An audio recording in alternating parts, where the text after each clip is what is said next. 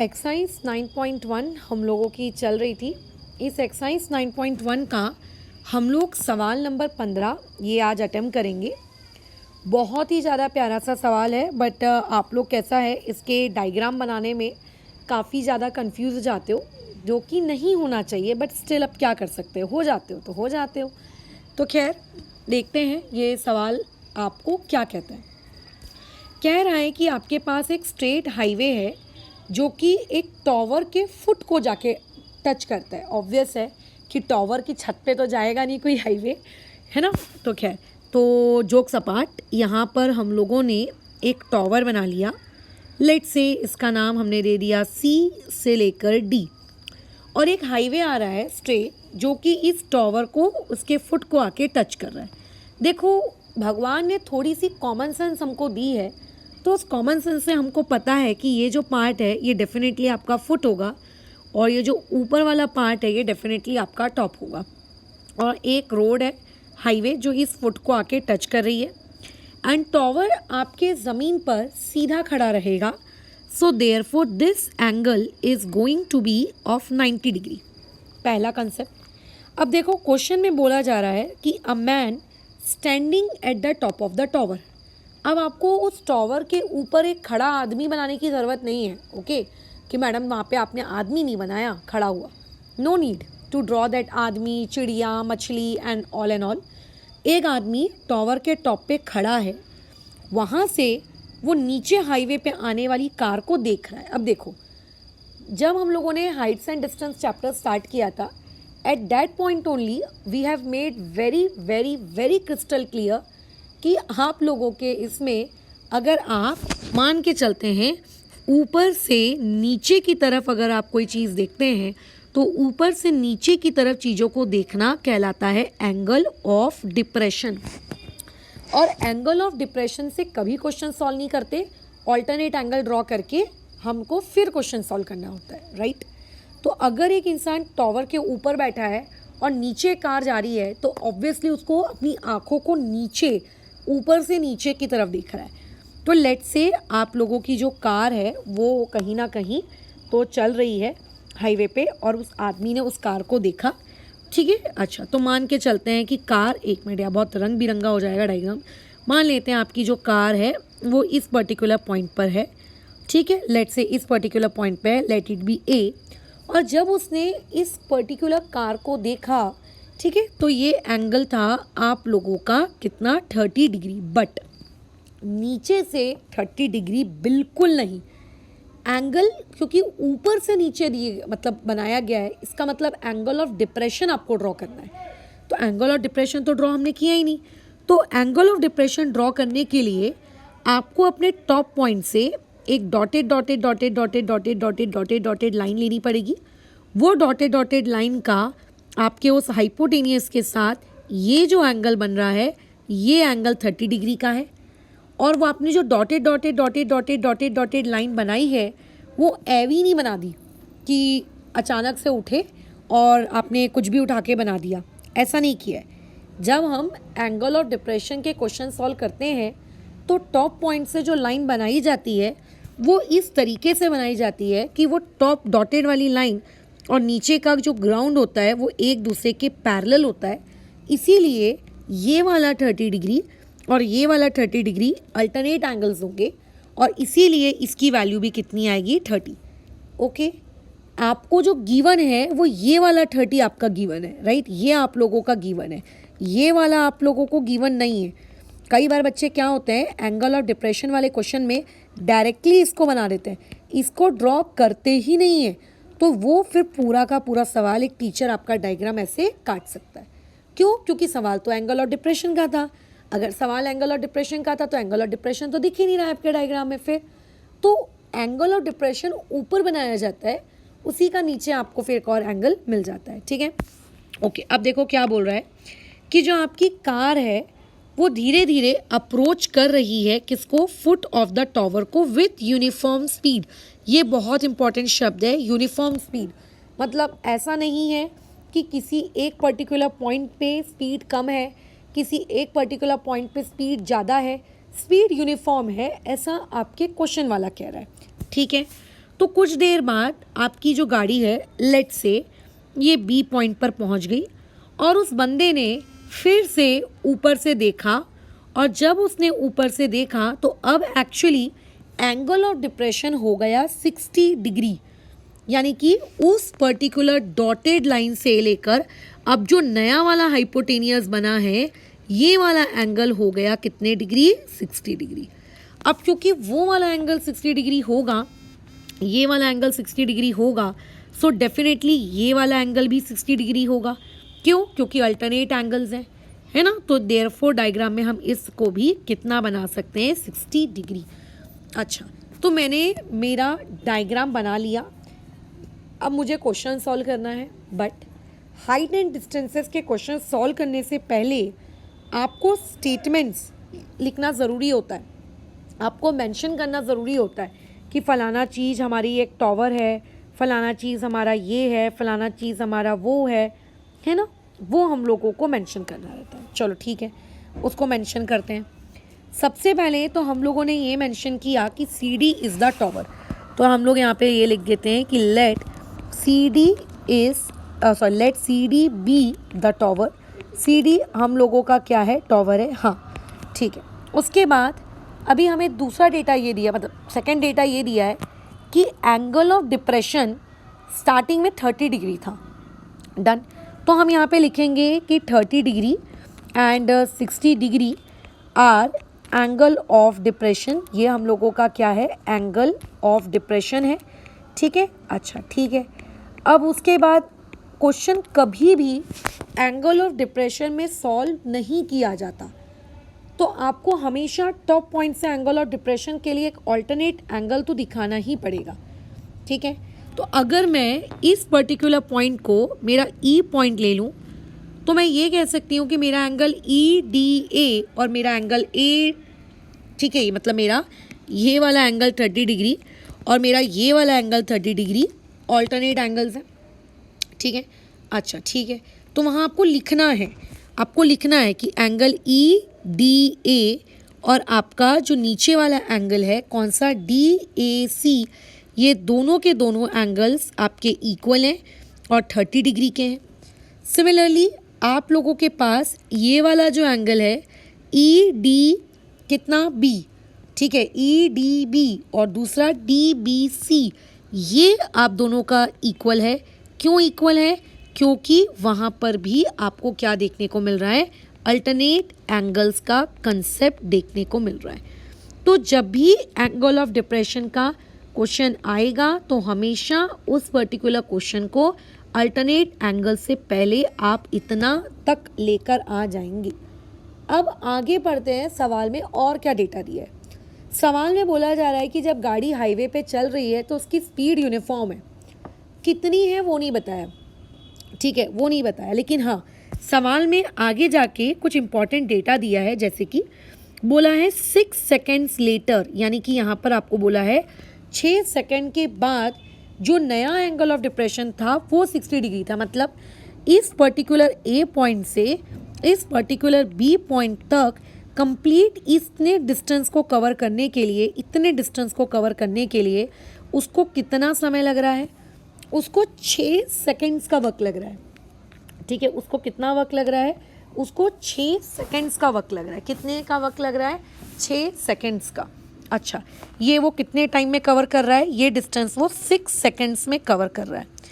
और क्वेश्चन वाला आपसे क्या बोलना चाह रहा है कि find the time taken by the car to reach the foot of the tower. इस टावर के फुट तक पहुंचने के लिए इस पर्टिकुलर पॉइंट बी से अब उसको और कितना वक्त लगेगा, यानी कि अब वो ये पूछना चाह रहा है कि इस पॉइंट बी से लेकर इस पॉइंट सी तक कितना टाइम लगेगा। तो मैंने इसको अज्यूम कर लिया कि इसको टी सेकेंड्स लगने वाले हैं उस पर्टिकुलर पॉइंट तक पहुंचने के लिए, ठीक है। कितना लगेगा, टी सेकेंड्स लगेगा। ओके, अब आगे क्या करें।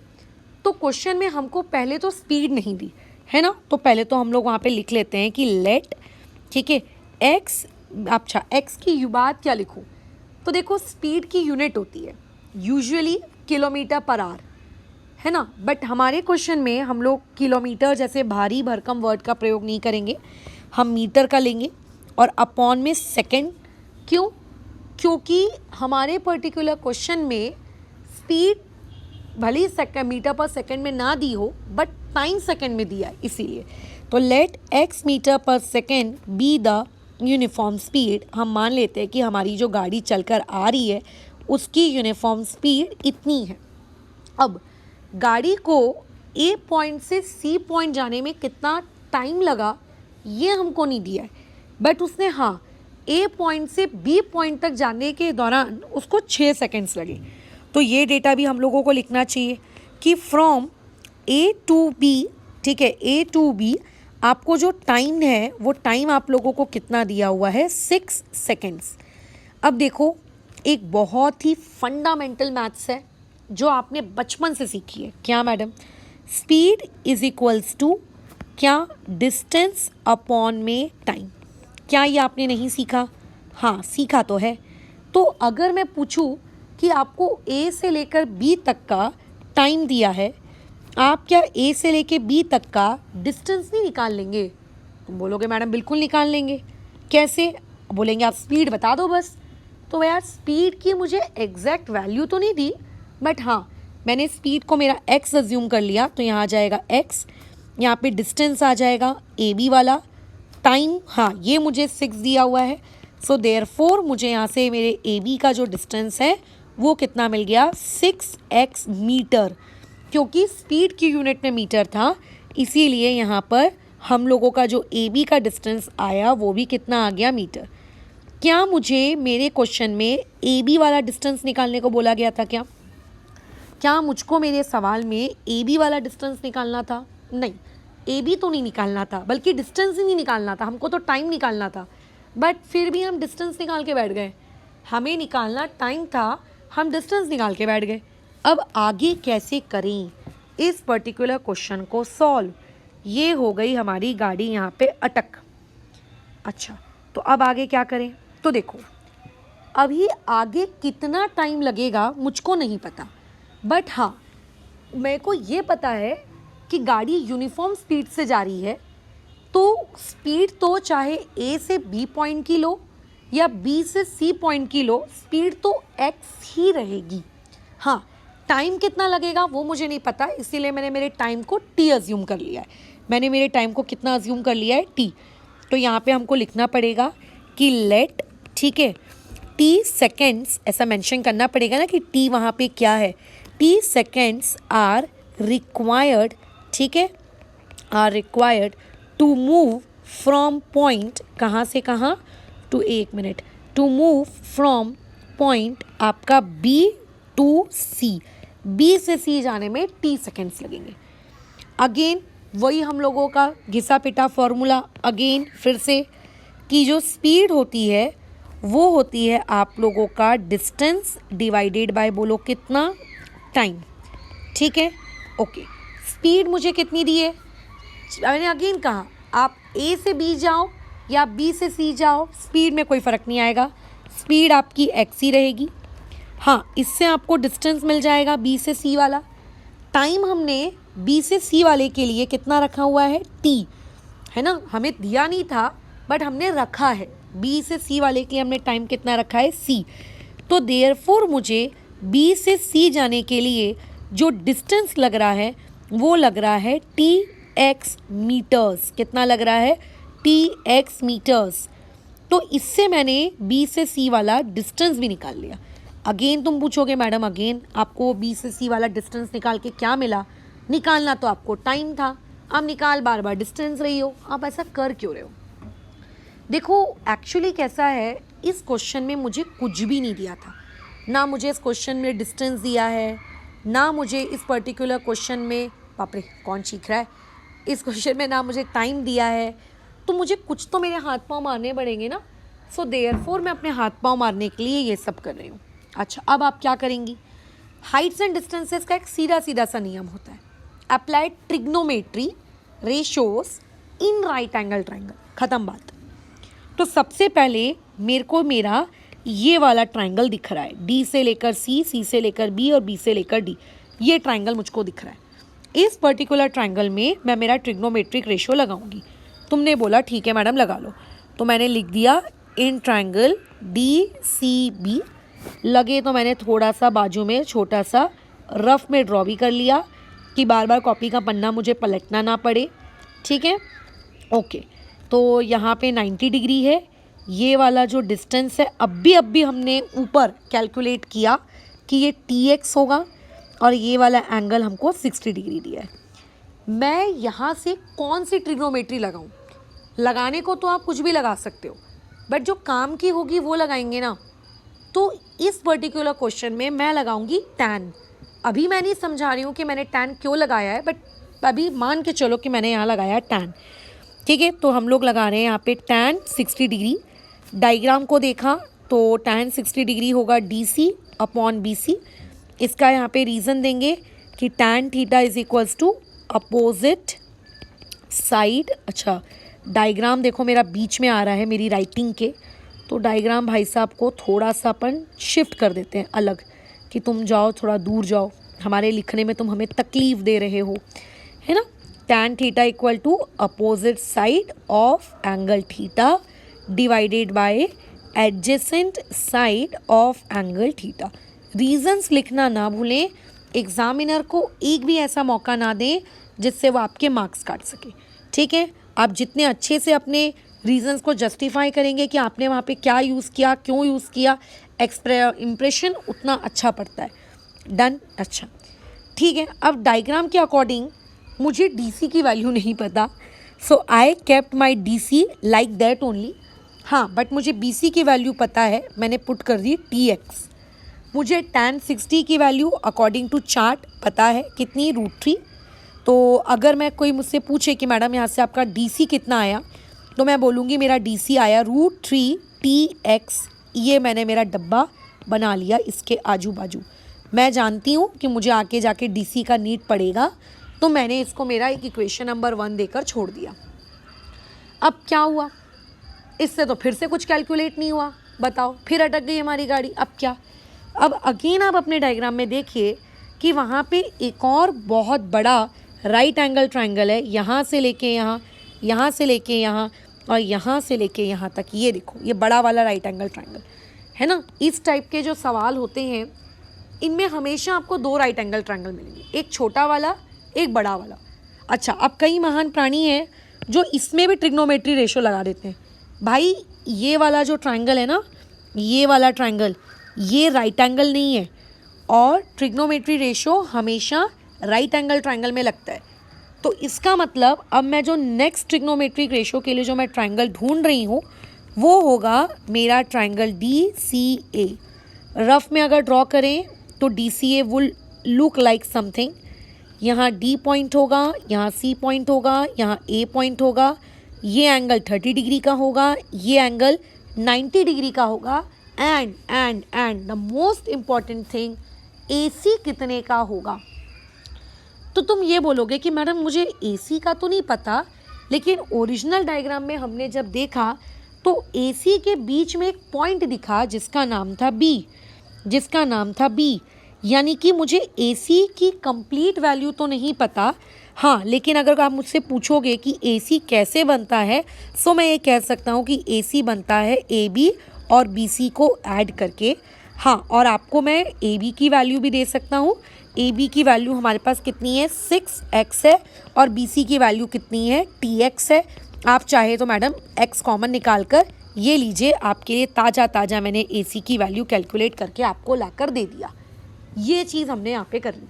तो मैं बता दूँ सबसे बड़ा मिस्टेक पॉइंट यहाँ पे क्या होता है, मैक्सिमम बच्चे वो जो मैंने अभी आपको ड्रॉ करके दिखाया था ना पिंक कलर में, इस पर्टिकुलर ट्रायंगल में ट्रिग्नोमेट्री रेशो लगा देते हैं।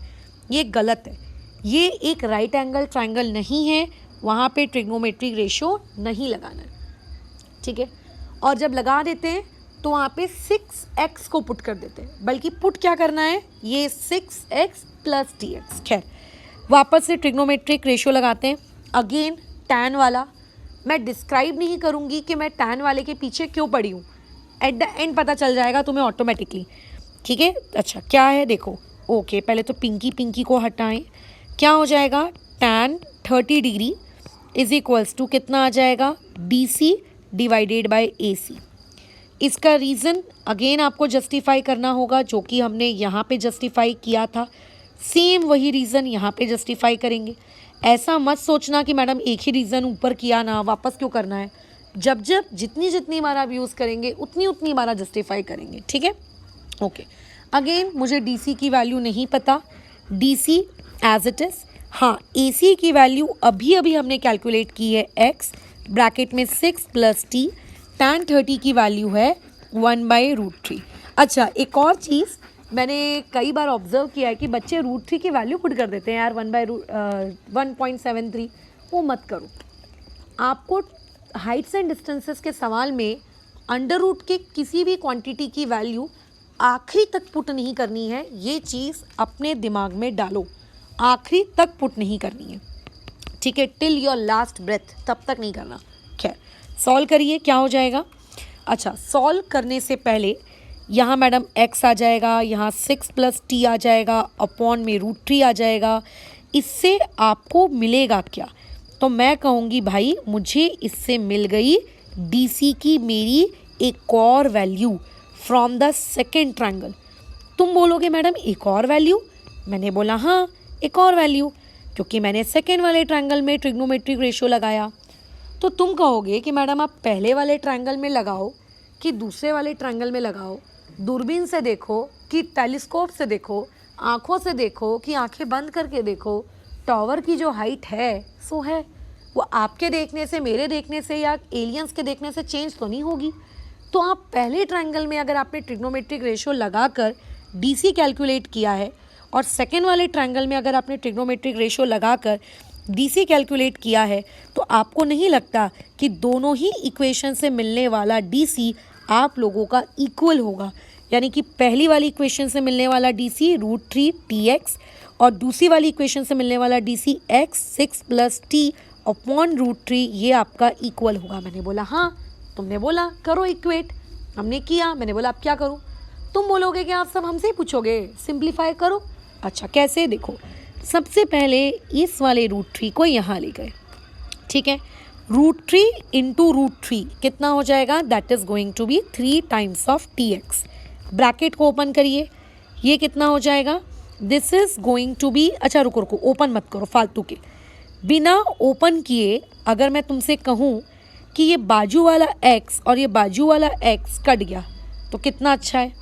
फिर अब क्या बचा, 3 times of t equal to 6 + t। अब ये वाला जो t है इसके आगे कुछ नहीं है, यानी कि 1। ये अगर यहाँ शिफ्ट हो गया तो ये क्या हो जाएगा, -1t। -1t कर दोगे तो कितना हो जाएगा, 2t। फिर यहाँ से अगर आप t की वैल्यू निकालोगे that is going to be 6/2 और देयरफॉर यहाँ से t की वैल्यू आएगी 3। एंड इस पर्टिकुलर क्वेश्चन को सॉल्व करते वक्त हमने ऑलरेडी ये कहा था कि हम हमारे टाइम को सेकेंड्स में लेंगे, सो देयरफॉर यहाँ से टाइम निकल के आएगा 3 सेकेंड्स, ठीक है। और आप चाहो तो अपने क्वेश्चन, नहीं चाहो तो क्या, इट इज़ कंपल्सरी, आपको करना ही है, आपको लास्ट लाइन लिखना ही है। तो इसकी लास्ट लाइन क्या होगी, क्वेश्चन को पढ़ें, find the time taken by the car to reach the foot of the tower. ठीक है, टॉवर तक पहुंचने के लिए कितना टाइम लगेगा। सो हम लिखेंगे देयरफॉर 3 सेकेंड्स, ठीक है, is required by the car, नहीं रिक्वायर्ड नहीं लिखना चाहिए, is taken by the car, is taken by the car to reach the foot of the tower. आपके टावर के फुट तक पहुंचने के लिए उसको 3 सेकेंड्स लगेंगे। बाप रे, कौन से पॉइंट से, फ्रॉम पॉइंट बी, ठीक है, पॉइंट बी से उसको इतना टाइम लगेगा। खैर, इस पर्टिकुलर क्वेश्चन में मुझसे टाइम पूछा था। अगर मैं तुम्हारा टेस्ट लूँ ना तो मैं इस NCERT के सवाल को एज इट इज़ तुमसे नहीं पूछूंगी, मैं थोड़े वेरिएशंस के साथ पूछूंगी। जैसे कि मैं आपसे पूछूंगी कि बताइए टोटल टाइम कितना लगा। तो क्योंकि पहले से मैं आपको 6 सेकेंड्स मैंने आपको गिवन दिया है और आपने 3 सेकेंड्स अभी अभी निकाला, तो टोटल कितना लगा, 9 लगा। मैं आपसे ये पूछ सकती हूँ कि चलो ठीक है, टाइम के अलावा आप मुझे ये कैलकुलेट करके बताइए कि वो जो ए बी वाला डिस्टेंस है वो कितना है। तो आप बोलोगे कि मैडम ए बी वाले डिस्टेंस की वैल्यू थी 6 टाइम्स ऑफ एक्स। एक्स तो अभी आया ही नहीं, बराबर। मैं कहूँगी बी सी वाला निकालो, तो तुम कहोगे मैडम बी सी वाले डिस्टेंस में वैल्यू पुट करनी है T times of x. X तो आया ही नहीं, तो मैडम मैं तो बी सी भी नहीं निकाल पाऊँगा। मैंने बोला भाई कुछ तो निकाल दो, तो तुमने बोला हाँ मैडम, अगर आप वापस से इस इक्वेशन में जाएं, इस इक्वेशन में आप अगर चीज़ें पुट करें तो आपको सब कुछ x के टर्म्स में मिल जाएगा। x के टर्म्स में आप हमारा आंसर आपको दे सकते हैं। तो खैर पूछने को तो और भी कुछ कुछ पूछ सकता है, बट फिलहाल इस डिस्कशन के साथ हम लोग यहाँ पे हमारा सवाल ओवर करते हैं। बहुत ही प्यारा सा सवाल था। याद रखना क्वेश्चन का डेटा चेंज करके पूछा जा सकता है, 6 सेकंड्स के जगह कुछ और दिया जा सकता है। एंड दूसरी चीज़, डिग्रीज भी चेंज की जा सकती है, 30, 60, 45 इन तीनों का कोई भी कॉम्बिनेशन ले सकता है। ऑब्वियस है कि 0 और 90 तो लेगा नहीं, ठीक है। 30, 60 और 45 इन तीनों में से कोई लेगा। तुम देखना हाइट एंड डिस्टेंसेस में आपको ज़्यादातर 30, 60, 45 का ही यूज़ पड़ता है। एंड अगेन मैं फिर रिपीट कर दूँ, सबसे बड़ा मिस्टेक पॉइंट इस क्वेश्चन में जो होता है, कई बच्चे √3 की वैल्यू 1.73 पुट कर देते हैं। कभी मत करो, ना तो इस सवाल में ना ही किसी भी सवाल में हाइट्स एंड डिस्टेंस की वैल्यू में कभी भी आप किसी भी रूट की वैल्यू मरते दम तक, आखिरी तक, जितना आप क्वेश्चन सिंप्लीफाई कर सकते हैं तब तक पुट मत करो। कई बार पता है कैसा होता है कि एंड तक आते आते होता है कि रूट ही गायब हो जाता है। देखो जैसे इस क्वेश्चन में ऊपर का √3 नीचे का √3 मल्टीप्लाई हो गए, 3 बन गया, लो रूट ही गायब हो गया। मतलब उस वैल्यू की हमको ज़रूरत ही नहीं पड़ी। वो वैल्यू या तो आपको इसीलिए दी हुई होती है कि आप कंफ्यूज हो जाओ, गलती से पुट कर दो और गलती से आप किसी अलग ही डायरेक्शन में चले जाओ, क्योंकि फिर सॉल्व नहीं हो पाता है, ठीक है। सिंसियरली स्पीकिंग फिर सॉल्व नहीं हो पाता है। तो किसी भी हाइट्स एंड डिस्टेंस के सवाल में रूट की वैल्यू मरते दम तक आखिरी तक पुट नहीं करना। चलो तो इस डिस्कशन को अभी फ़िलहाल हम लोग यहाँ पे रोकते हैं। नेक्स्ट क्लास में नए सवाल के साथ फिर आगे कंटिन्यू करें।